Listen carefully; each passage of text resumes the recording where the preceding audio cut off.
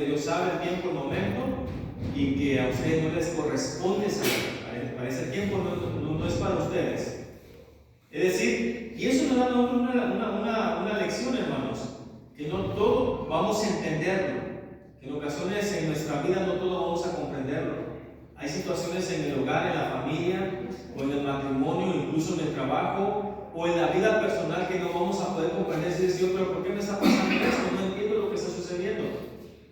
Y entonces parece que Dios nos cambia la moneda y dice, pero mira, pero hay esto que sí, es para tu tiempo. Y Jesús le dice a sus discípulos, eso es para el tiempo de ustedes. Número uno, que reciban poder. Entonces, hoy, hermanos, vamos a analizar como si fuéramos al doctor a través de una radiografía por qué la iglesia primitiva prosperaba, por qué la iglesia primitiva le iba bien. ¿Okay? Y es como cuando vamos al doctor y el doctor nos dice, mire, pues aquí me trajo usted sus estudios y según sus estudios usted tiene esto. Y usted le pregunta, ¿verdad? ¿Pero por qué, doctor? Bueno, el doctor muy amable a veces, ¿verdad? Pues le dice, mire, vamos a ver las razones. Número uno, pues su glucosa está muy alta, ¿verdad? Ya tiene aquí su glucosilada, dice que de tantos meses, como que le está dando muy duro a la coca o mucho dulce, no sé, mucho pastel, etcétera, etcétera. Número dos, la otra razón es por eso, mire, parece que no está durmiendo bien. Y nos da las razones y nos presenta los padres a la radiografía y dice, pues aquí trae la muerte adentro, y son nuestros jueces, etcétera. Pero bueno, entonces, hoy vamos a ver la radiografía de la iglesia primitiva. ¿Por qué la iglesia crecía? Pero miren, nuestro tema es viviendo o vive en lo sobrenatural. Ese es nuestro tema, grábeselo. Vive en lo sobrenatural. Dígaselo allá al hermano que está al lado suyo, vive en lo sobrenatural. Machito, dile a mi hermano, así mira, Machito, vive en lo sobrenatural. ¿Ok? Eso es algo maravilloso porque miren, porque vuelvo otra vez a la preocupación de los discípulos. La preocupación de los discípulos era terrenal. Entonces, Señor, ¿cuándo vas a restaurar el reino de Israel? Aquí lo terrenal. Pero Jesús les cambia la jugada a lo espiritual. Los discípulos están preocupados por lo terrenal, pero Jesús les dice, no, quiero llevarlos a lo sobrenatural. Los discípulos quieren vivir de forma natural, resolver sus problemas de manera natural, ver sus situaciones con ojos naturales, que las cosas, la economía, el trabajo, la solución de los problemas en la vida cotidiana se resuelven de forma natural, pero Jesús le dice, no, es en lo sobrenatural. Y eso es algo maravilloso, porque Jesús le dice, van a recibir poder, pero recibiréis poder cuando haya venido sobre ustedes el Espíritu Santo. Y ese venir sobre ustedes era una promesa que estaba desde el Antiguo Testamento. Joel y demás profetas que hablaban sobre el derramamiento del Espíritu Santo. Era una de las cosas que estaban prometidas cuando viniera el Mesías. Y Jesús es el Mesías. Entonces dice, después de mí viene otro consolador, el Espíritu de verdad. Y le dice, y cuando venga sobre ustedes, se va a derramar un poder, y ese poder es algo sobrenatural, es decir, afuera de lo natural, no es común, pues. Hermanos, y hay características que la iglesia empieza a manifestar, la iglesia primitiva empieza a manifestar a partir de que se derrama el Espíritu Santo. Usted lo ve en Hechos capítulo 2, cuando en Hechos capítulo 2 se nos narra sobre que viene el Espíritu Santo de manera sobrenatural sobre la iglesia. A partir de ahí la vida de la iglesia y de los creyentes cambia completamente. Es más, el derramamiento del Espíritu Santo fue un hecho poderoso y fuera de lo común. Dice que fue como un viento recio, es decir, viene algo que sacude y llena toda la casa. Algo que se escuchó, algo que estremeció, algo, un sonido que no fue común. Número uno. Número dos, dice que se vio lenguas repartidas como de fuego que estaban sobre todo los que estaban ahí presentes. Algo sobrenatural. Quiere decir que la venida del Espíritu Santo sobre la vida de la iglesia primitiva fue la pauta o la puerta que se abre para que la iglesia salga de lo natural y empiece a caminar en lo sobrenatural. Y eso nos hace falta, hermanos. A veces estamos hundidos en problemas, estamos quebrados emocionalmente, estamos sacudidos por el enemigo, estamos metidos en tantas situaciones porque hemos estado viviendo en lo natural.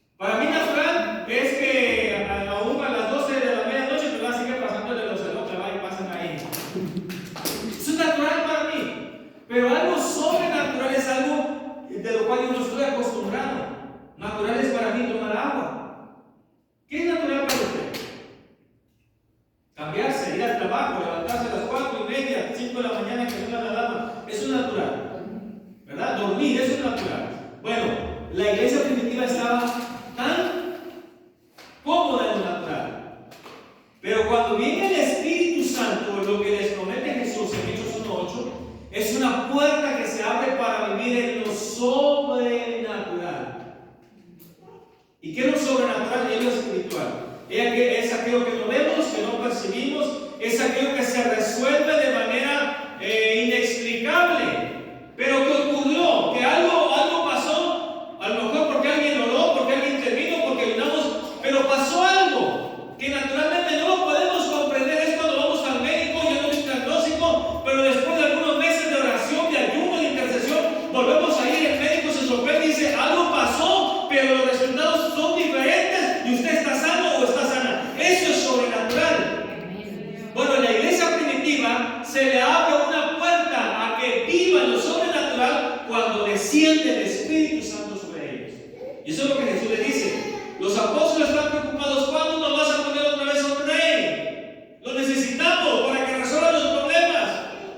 Es cuando le pedimos al Señor, Señor, ¿cuándo me vas a aumentar el sueldo? Que me aumenten el sueldo y el trabajo. Toca el corazón del impío y usted puede decir muchas cosas. Pero Dios te dice, pero recibiréis poder de Dios sobre ti. Es decir, el Señor te cambia la jugada. Oye, te falta orar. Oye, te falta ayunar. Oye, te falta ir más a la iglesia. Te cambia lo natural por lo sobrenatural. Vamos a ver 6 características. ¿Por qué la iglesia primitiva crecía o permanecía viviendo lo sobrenatural? Es decir, una iglesia que para la iglesia primitiva era tan natural, tan normal vivir en lo sobrenatural. No sé si usted me está entendiendo. Después de que viene el Espíritu Santo sobre ellos, visiones, sueños, sanidades, milagros, el que se levantan los muertos, los paralíticos, era tan natural como beberse un vaso de agua. Era tan natural como dormirse y echarse una siestecita. Tan natural. La primera característica es que la iglesia primitiva crecía o creció a través de la resolución de sus conflictos. Y eso lo vemos en Hechos capítulo 6. Les dije que vamos a ver una radiografía, ¿verdad? Es decir, vamos a ver desde el 6 creo que hasta el 10, me parece. Algunos capítulos no vamos a leerlo. Nada más voy a mencionarles y usted sabe de qué trata en esos pasajes. Esa es una vista panorámica, pues, sin meternos ahí en lo que dice el pasaje. Hechos 6 dice que surge un problema. ¿Y qué iglesia no tiene problemas, hermano? La iglesia primitiva presentó problemas. Así que usted no se apunte por los problemas de la congregación, para los que lo saben. La iglesia primitiva tuvo problemas. Empezó a crecer. Primero se convirtieron 5,000, luego 3,000. Imagínense tener más de 8,000 personas, más los 120. Más de 8,000 personas. ¿Dónde reunirlas? ¿Cómo congregarlas? ¿Qué hacer con ellas? ¿Cómo tratar con cada una de ellas? Bueno, el enemigo quiso aprovecharse de ese crecimiento para que la iglesia entrara en conflicto. Y por ahí, una de las situaciones que los apóstoles atendían era cuidar de las viudas, que eran verdaderamente viudas. Entonces, lo que hacían era, se cree que era una mesa donde se juntaba el dinero para luego repartirlas y ver y suplir las necesidades de ellas. Pero empezó a ver por ahí, fíjense bien, no nace del grupo de las viudas que se estaban atendiendo, no, sino que alguien por ahí, no sé quién dijo, alguien metiche, que ni era viuda o no sé si era familiar de la viuda, pero alguien ajeno al problema observó y dijo, oye, ¿ya te diste cuenta que los apóstoles primero atienden a las que hablan hebreo y dejan en segundo lugar a las que hablan griego? Eran judías también, pero su idioma era el griego y probablemente hablaban el hebreo como segundo idioma, pero no mucho. Entonces empieza el problema y es un rumor que luego empezó con 2 o 3 personas, pero luego se fue y se corrió la voz y todo el mundo ya lo sabía. Pero la Biblia nos enseña, hermanos, que la iglesia permanecía en la unanimidad. ¿Saben qué es estar unánimes? Pablo lo dice en 1 Corintios 1:10, dice, os ruego pues, hermanos, por el nombre de nuestro Señor Jesucristo, que hablen todos una misma cosa, que no haya entre ustedes divisiones, sino que estén perfectamente unidos en una misma mente y un mismo parecer. Entonces de aquí podemos sacar el concepto, y de hecho el concepto está de la palabra unánimes en el griego. Unánimes quiere decir cuando todos tenemos una mentalidad, una misma mentalidad, o cuando todos estamos en una misma jugada, en una misma mente, cuando todos tenemos el mismo parecer, es decir, todos tenemos un común acuerdo. Eso es unanimidad. Eso es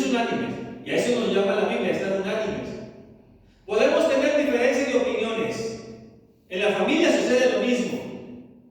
Si decimos para la Semana Santa queremos ir de vacaciones, ¿a dónde quieres ir? No, yo quiero ir a Mazatlán. No, yo quiero ir a Acapulco. No, yo quiero ir a ir a las mujeres. No, a mí llévame a no sé dónde. Otro, no, que con que vayamos aquí a los filtros. Otro diga, no, vamos a acamparnos aquí en partida de Chamizal. No, pues de acuerdo. Tenemos que tener una solamente el mismo parecer. Entonces, cuando todos tenemos y llegamos a un común acuerdo, qué bueno, gloria a Dios. Eso es una Trinidad. Entonces, la iglesia primitiva tuvo que vencer esas divisiones, esos problemas. Y una vez que los vence, entonces dijeron, ¿sabes qué? Mira, bueno, dijeron los apóstoles, busquemos personas santas para ese trabajo. Y eso es un nuevo ministerio, y todos vamos a ver. Pero dijeron, vamos a ver personas santas para ese trabajo. Que se encarguen ellos de servir a las mesas y nosotros vamos a seguir en el ministerio para el cual el Señor nos llamó. Y los apóstoles dijeron que el Señor nos llamó para dos cosas: para estar con Él, es decir, pasar tiempo en oración, y número dos, para predicar la palabra. Eso es lo que Jesús le dijo a los apóstoles cuando los llamó. Los llamó para que estuvieran con Él y los llamó también para predicar la palabra. Y los apóstoles así lo entendieron. Entonces, servir a las mesas les quitaba tiempo. Les ocupaba tiempo que ellos requerían para estudiar la palabra o para meditar en el Señor. Así que la iglesia empieza a decidir, ¿y saben qué? Lo que hicieron es que pusieron o escogieron de donde estaba el problema, de ahí escogieron a las personas para que solucionaran el problema. Es decir, porque una cosa es decir, pastor, esto no está bien, pero te hace soldado y dice, bueno, que lo que usted resuelva, que acá usted es el pastor. Eso no es resolver el problema. Eso es nada más estar de criticón. Pero aquí, ¿saben qué hicieron los apóstoles? Vieron el problema, ok, está bien, no negaron que era un problema, está bien. Pero dijeron, pero vamos a resolverlo. Y ustedes van a resolverlo. Es decir, ¿de dónde salieron las 7 personas? De los mismos que hablaban griego. De los mismos, a lo mejor eran familiares de las viudas. Fueron parte de la solución del problema. Qué bueno cuando en la iglesia hay, hermano, está pasando esto, pero dígame, ¿qué podemos hacer para ayudarlo? Y yo soy el primero que me noto en la misa. Eso es otra situación diferente a cuando alguien nada más avienta la piedra, está mal esto, y esconde la mano, como decimos, ¿verdad? Eso no es solucionar el problema. Y acuérdense que hemos dicho que aquella persona que no es parte de la solución del problema, es parte del problema. Y aquí los apóstoles dijeron, vamos a buscar personas de entre vosotros. Es lo que dice la Biblia, de entre ustedes. Varones llenos del Espíritu Santo, llenos de sabiduría. Entonces escogen a 7, y entre ellos está Esteban y Felipe. 2 hombres en quienes estaba el Espíritu Santo. Habían sido llenos con el Espíritu Santo, pero había sabiduría también en ellos. Hermanos, y entonces la iglesia, a pesar de los problemas, empezó a crecer. Es decir, la iglesia resuelve el problema y crece. Que no, hermanos, no nos quedemos enclochados, o no sé qué palabra utilizar, no nos quedemos enclochados en el problema. Es decir, pasó esto en la iglesia y todavía tenemos esa mentalidad, o todavía estamos con ese problema en la mente. Es decir, ¿pero por qué pasó esto? ¿Pero por qué se hizo aquello? ¿Pero por qué se hizo esto? Hay que darle la vuelta a la página. ¿Fue un problema? ¿Una situación? ¿Se solucionó de una forma? ¿O qué? Seguimos avanzando. Es lo que hicieron los apóstoles. Aprendieron una vez que vino el Espíritu Santo sobre ellos de que vendrían problemas y había problemas tanto internos, y este es un problema desde adentro que Satanás les presenta, pero había problemas también desde afuera, había oposición, pero aprendieron ellos a solucionar los problemas y seguir avanzando. Nunca vemos en la iglesia primitiva que un problema los detuvo o detuvo el crecimiento o siguieron murmurando por ese problema, por cómo se solucionó, que por qué se hizo así. No, siguieron adelante. Y usted va a ver que las 7 personas que se encargaron de servir ahora las mesas, resolvieron el problema y no dieron más problemas. Ahí está. Por eso es importante la llenura del Espíritu Santo, hermanos. Porque la llenura del Espíritu Santo nos da dominio propio para que entonces en medio de las situaciones o de los problemas sepamos cómo actuar con madurez, con integridad, con pertinencia, y sepamos cuándo decir no, y hasta aquí se acaba y se cerró el asunto y seguimos adelante. De lo contrario, alguien que no está lleno del Espíritu Santo es una persona que va a ser carnal y va a seguir con el mismo dedo en el renglón. Van a pasar meses y esa persona va a seguir con lo mismo. Y vas a querer escarbar nuevamente el problema y querer volver a crear problema y generar más problemas de lo que ya se solucionó. Pero el hombre espiritual sabe, medita en la palabra, discierne. Punto número 2, segunda característica. Para la iglesia primitiva era tan natural vivir en lo sobrenatural que para ellos los problemas permitían la formación de nuevos ministerios. Y sigo en el mismo punto. La formación de nuevos ministerios. Para ellos un problema fue la oportunidad para un nuevo ministerio. Yo ya les he dicho desde hace muchos años, hermano. Les he dicho, lamentablemente en nuestro concilio venimos arrastrando modelos de decir es que cada año vamos a elegir para varones, para damas, para jóvenes. Pero ya son modelos que ya quedaron muy atrás. ¿Por qué no apostarle más a modelos o a ministerios que surjan de la iglesia? Eso ya se lo he dicho hasta el cansancio desde hace muchos años. Y es lo que vemos en la iglesia primitiva. ¿Cómo empezó los ministerios? No empezó eligiendo a líderes de damas, de varones, de estudiantes. No empezó así. Empezó en base a la necesidad. Surge una necesidad, un problema. Ok, aquí va un nuevo ministerio. Hermanito, tú te encargas de esto. Imagínense que dijéramos, como pasó el asunto del hermano Carlos Preciado, Juan Preciado. Vimos la necesidad, y es un asunto muy claro y muy claro. Vimos la necesidad de alguien que se encargara para ver todos los detalles de la iglesia. ¿Está en nuestra constitución? No está, no aparece. Pero nos ha dado resultado. Dígame usted, ¿nos ha dado resultado el hermano Juan Preciado en ese ministerio? Más o mejor que otros ministerios. Y perdónenme la comparación, pero me refiero, mira, había muchos detalles aquí al frente, allí la puerta lo teníamos con una cortina por muchos años, allá parecía cárcel, aquel escondite en la esquina, estaba todo mal pintado, el hermano se puso las pilas y empezó a solucionar problemas. Ese es un nuevo ministerio. Hermano, que nuestra mentalidad cambie de decir, ok, Señor, Espíritu Santo, ¿qué quieres que hagamos en la iglesia? Y la llenura del Espíritu Santo es para eso, que hay un problema, seamos parte de la solución y que empiece un nuevo ministerio. Aquí hace falta esto, pastor. Siento como que esta situación puede hacerse de esta manera y empezamos a buscar solución y surge un nuevo ministerio. Y así surge el ministerio que aquí aparece como diáconos, aunque no se le nombra así tal cual, ¿verdad? O no se define así tal cual. Pero surge un nuevo ministerio. Y de ahí, de esas 7 personas, Lucas, que es el autor de Hechos, potencializa y toma 2 para ponernos un ejemplo cómo Dios puede levantar una persona que se dispone a ser parte de la solución de los problemas y servir en su iglesia con un nuevo ministerio, cómo Dios lo puede catapultar o potencializar para algo más todavía. Y ese es el punto 3, característica 3. La iglesia que vive de manera natural o normal en lo sobrenatural atraviesa las barreras culturales. Y ellos entendieron, aunque tarde, pero lo entendieron, que el evangelio no se iba a quedar en Jerusalén. Hechos nos narra la vida de los primeros 50 años de la iglesia primitiva. Fíjense, en 50 años. Entonces Lucas tuvo que seleccionar lo más importante. 50 años. Se cree que los 12 apóstoles, ya incluyendo a Matías, no había entendido la razón para salir y llevar el evangelio más allá de Jerusalén y se quedaron ahí.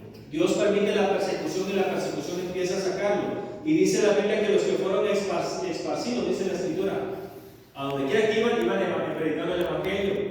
Entonces, cuando algunos autores creen que probablemente los apóstoles empiezan a salir de Jerusalén porque empiezan a ver un modelo en Pablo, el apóstol Pablo, que aunque no es uno de los 12, pero es un llamado a ser apóstol a los gentiles, y empieza a ir a levantar iglesias por un lado, por otro lado, y empieza a visitar lugares y lugares, y empieza a extenderse el evangelio. Y ahí dicen algunos que como que les cae el 20 que el evangelio era también para los gentiles. Entonces, entre ellos está Felipe. Dice la Biblia que Felipe desciende ¿a dónde? ¿A dónde va Felipe? Hechos capítulo capítulo 7, vaya conmigo.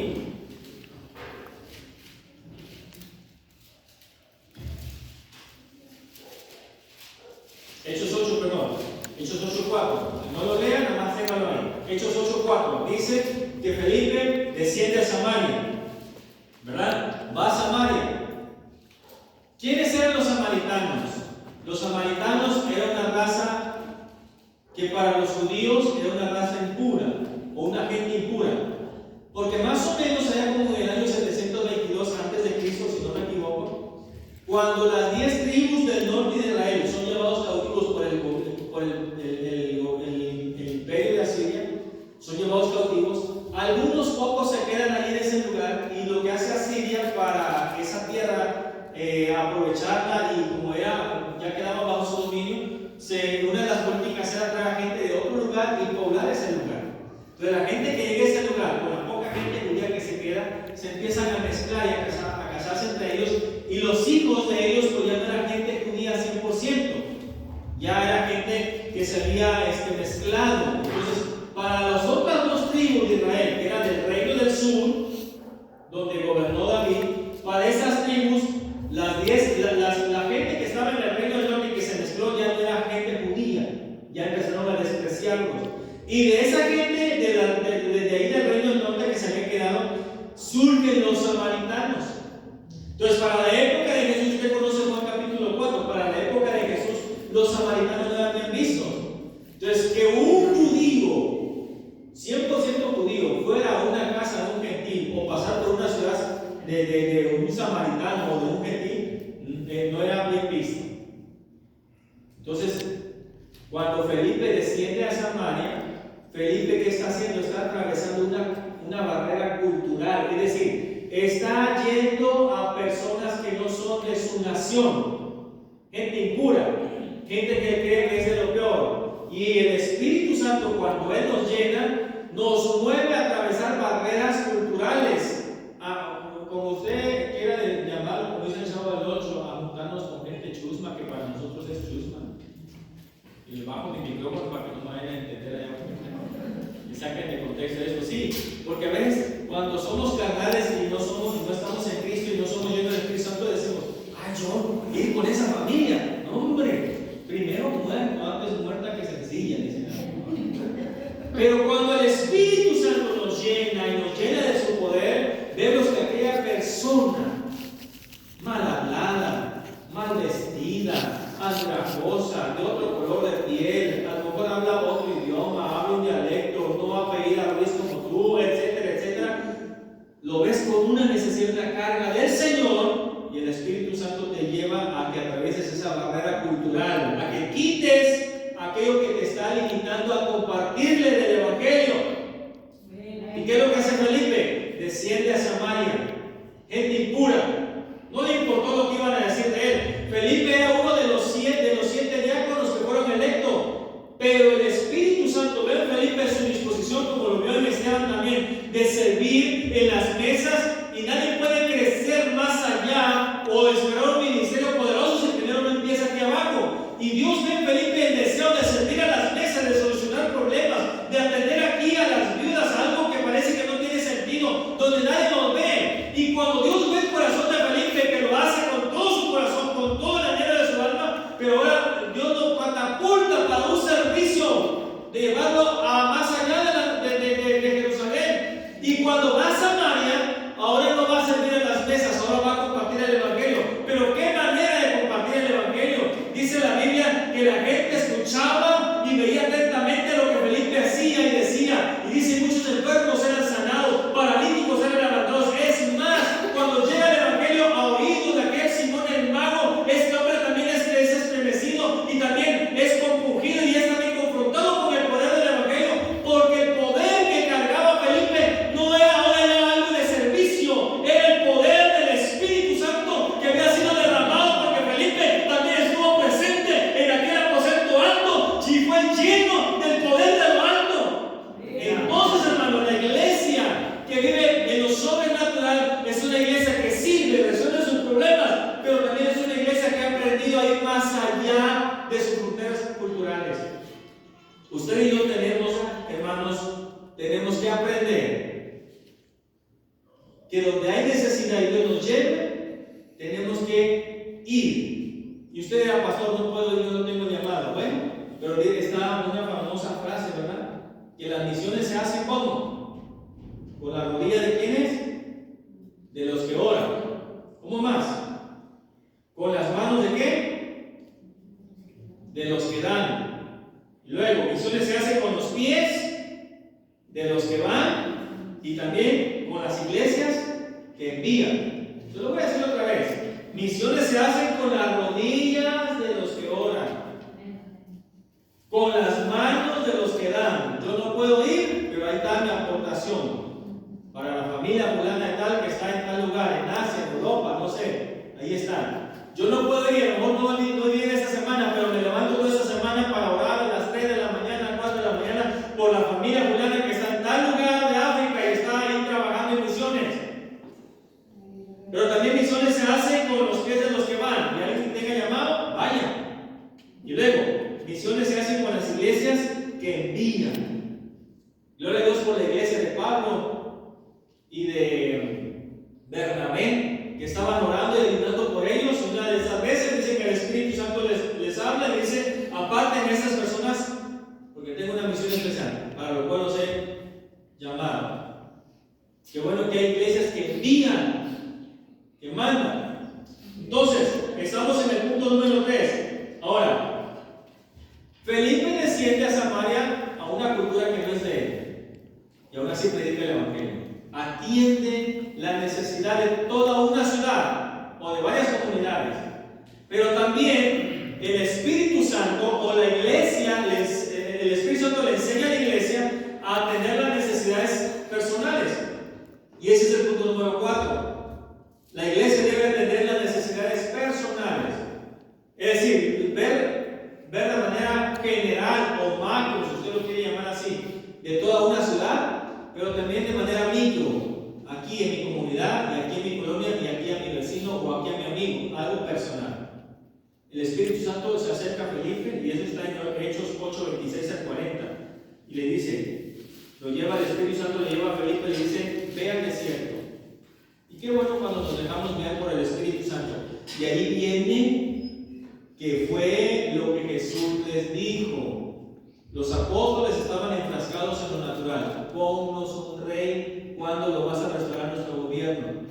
Pero Jesús les saca de lo natural para llevarlo a lo sobrenatural. Tienen que recibir poder para que me sean testigos.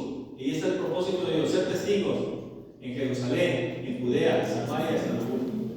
Entonces, ese mismo espíritu que se derramó sobre ellos, ahora guía a Felipe y le dice: ya te dice aquí, supliste la necesidad, ya se van enfermos, esto y lo otro, ya hicimos milagros, ahora ve al desierto. Y Felipe obedece.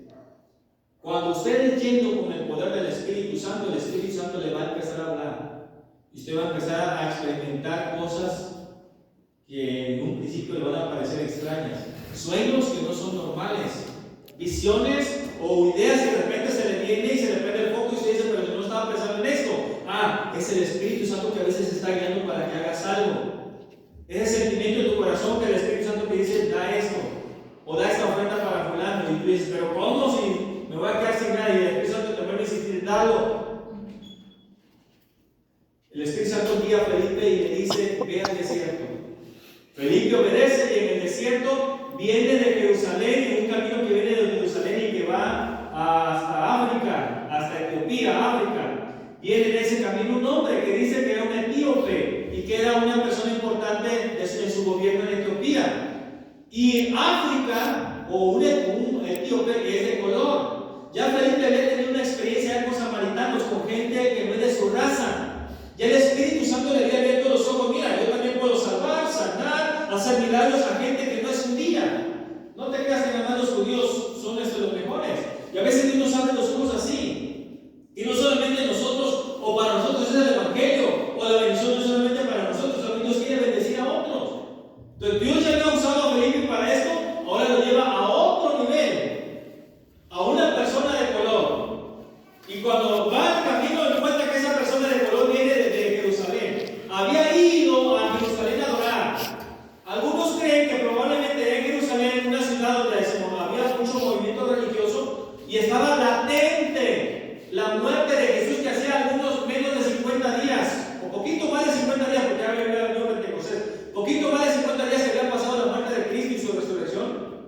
Y el Pentecostés estaba muy cerca también, tenía pocos días o meses quizás. Había ido a adorar en Jerusalén y algunos creen que ya había comprado el rollo del profeta Isaías y venía leyendo. Entonces el Espíritu Santo le dice: acércate a él. Y cuando se acerca al carruaje, a lo mejor iban por el mismo camino y como que Felipe se empareja y lo saluda. Quizás: hola, ¿cómo te va? Dios te bendiga. Pero a lo mejor alcanzó a escuchar que iba leyendo el profeta Isaías. Y Felipe le lanza la pregunta y le dice: oye, ¿y estás entendiendo lo que está leyendo? Porque una cosa es leer la Biblia, pero otra cosa es entender. Usted y yo entendemos mucho de la palabra. Y Dios nos está llamando, o a veces nos llama, a que ayudemos a otros que apenas están iniciando y que no están entendiendo lo que están leyendo.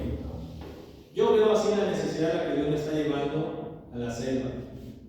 Porque aunque a mí hay evangelio y hay pastores encargados, pero no están entendiendo. Yo me doy clases de volada cuando doy clases ahí con ellos y me lanzan preguntas tan sencillas, o que a veces ya acabé de explicar una cosa y lo repetí 2 o 3 veces para que les entiendan y me preguntan sobre lo mismo y que no entendieron, no están entendiendo.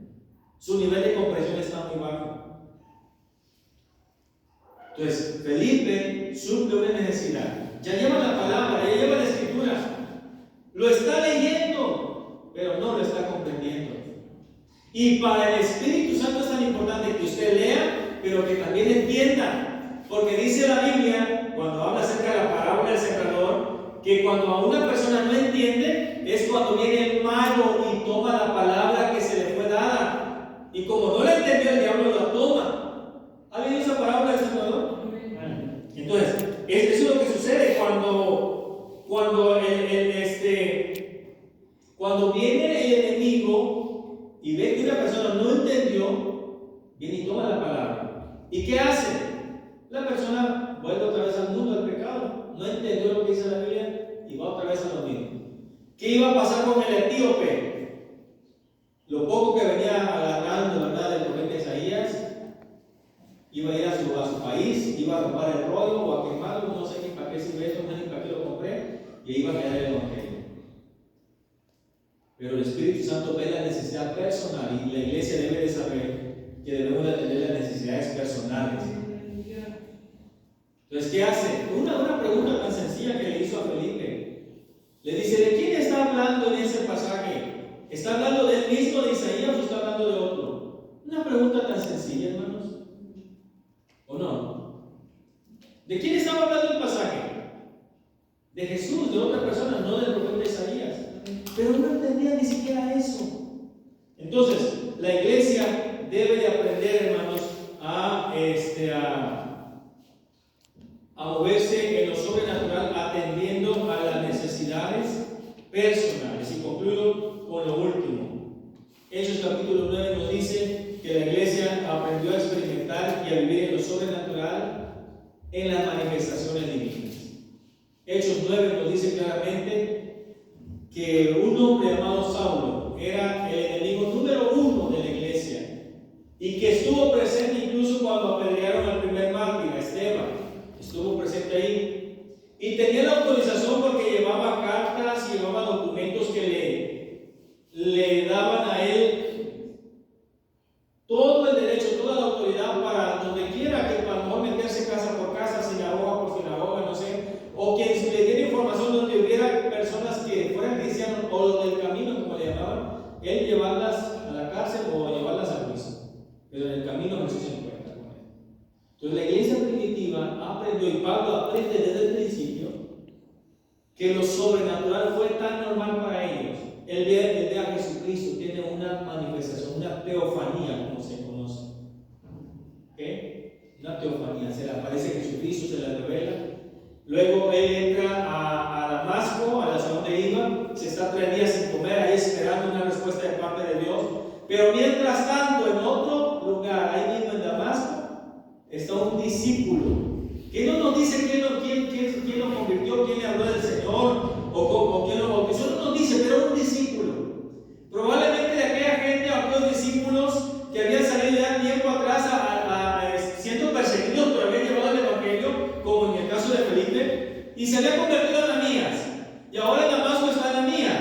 Y era tan normal para los discípulos, para la iglesia primitiva, recibir palabra directamente de parte de Dios. Aparte de la Biblia, que dijimos que es la revelación más suprema o perfecta o exacta, escrita que tenemos, bueno, Dios sigue hablando. Entonces Dios le habla a Ananías y le dice: Ananías, ve a tal lugar, a tal calle, busca a tal persona. Y cuando Dios habla, da cosas específicas, no nos deja a la y se va.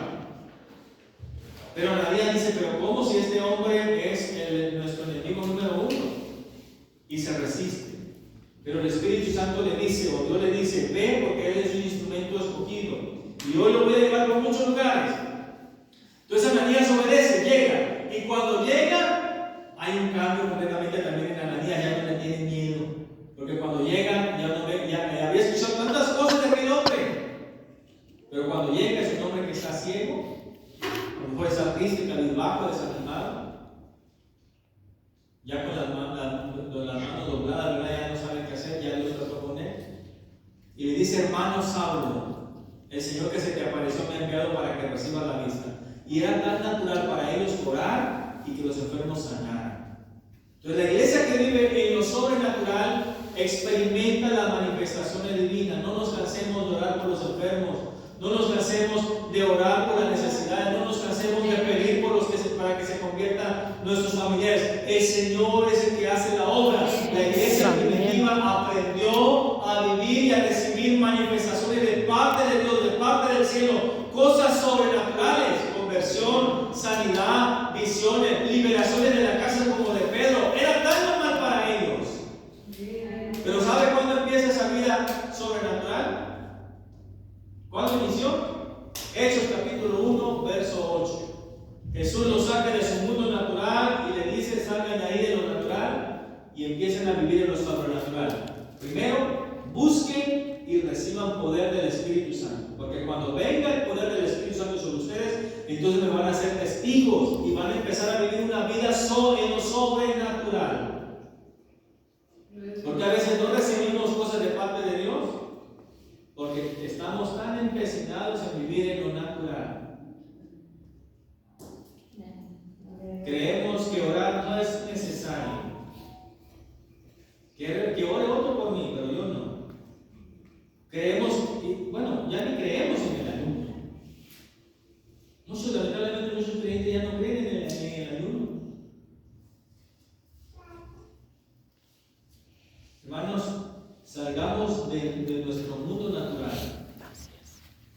Pidámosle a Dios la llenura del Espíritu Santo, porque eso va a ser la puerta de entrada para manifestaciones de lo sobrenatural y que Dios empiece a guiarnos a vivir en ese mundo sobrenatural.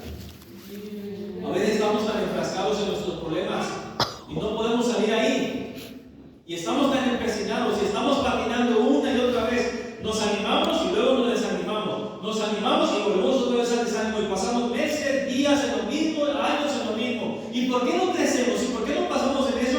Porque vivimos una vida natural. Y Jesús, al igual que sus discípulos, nos llama a salir de lo natural y vivir en lo sobrenatural.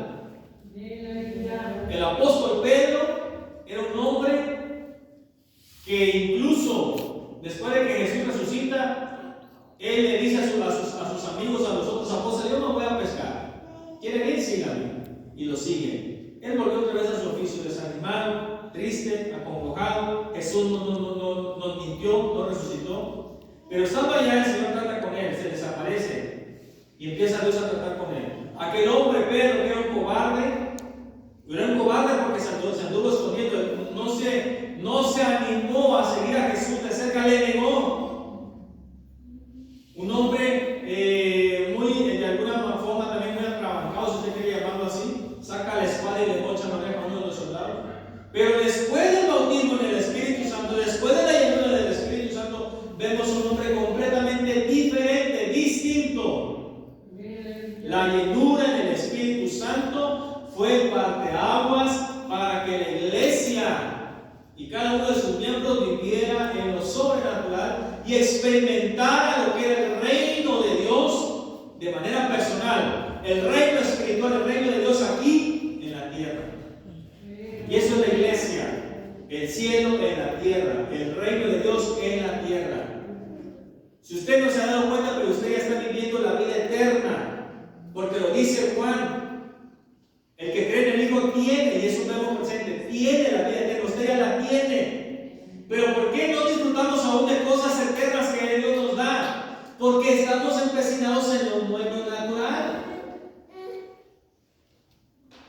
Creo que debemos de cambiar nuestra mentalidad, nuestro chip, y empezar a decir: Señor, yo quiero vivir en lo sobrenatural.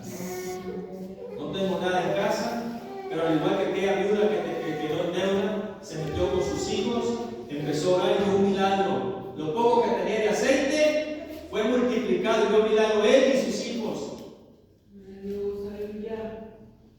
Creo que hemos platicado de sobra milagros que nos pasaron con mi esposa. Cuando yo tenía 18 años empecé a pastorear la primera iglesia. No teníamos cama, dormíamos en el piso. Nuestro colchón era la misma ropa que usábamos o ropa sucia que tendíamos. Ese era nuestro colchón. Nuestro comedor era una reja de tomates y nuestra silla otra reja de tomates cada uno. Ese era nuestro comedor. No teníamos sala. Pero ahí en ese lugar, una vez llega la vecina de enfrente, una anciana, y le dice, llega con mi esposa y dice: pastora, regáleme aceite porque no tengo. Mi esposa me vio y titubeó y le digo: pues dale. No teníamos. Mi esposa le da la mitad de lo que tenía y dice: la mitad puede ser la mitad para que usted y yo. Al otro día nos levantamos y mi esposa va a cocinar, toma el frasco de aceite y se da cuenta que el aceite volvió otra vez al lugar donde antes estaba, antes de regalarle aceite a la señora. Y milagros como esos. Pero ¿sabe cuándo empiezan a suceder esos milagros?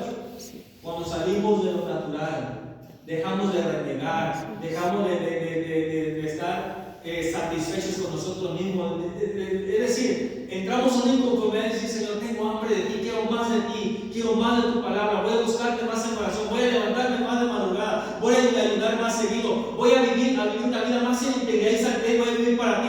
Entonces empieza a cambiar nuestro chip y entonces Dios nos dice: este es mi terreno, este es mi lugar, lo sobrenatural. Mi hijo ya no vive solamente comiendo y entrándole bonito. Mi hijo ya no ve solamente y se sienta a ver películas. No, ahora pasa tiempo leyendo mi palabra. Eso es mi terreno, y aquí en mi terreno, entonces es donde yo empiezo a actuar y empiezo a manifestar y empiezo a solucionar sus problemas y empiezo a sanarlo y empiezo a restaurarlo y empiezo a cambiar las cosas que naturalmente para él son imposibles. Y eso es entonces cuando Dios empieza a actuar en lo sobrenatural. Por eso el tema es: vive en lo sobrenatural. Ya deja que el diablo te traiga como su chancla. Perdóname que use la expresión. Pero así nos trae el diablo. Hace con nosotros lo que él quiere. Pero dice la Biblia que en Cristo Jesús Él nos ha bendecido en los lugares celestiales. O sea, estamos en un lugar de privilegio en Cristo Jesús. ¿Por qué vivir en lo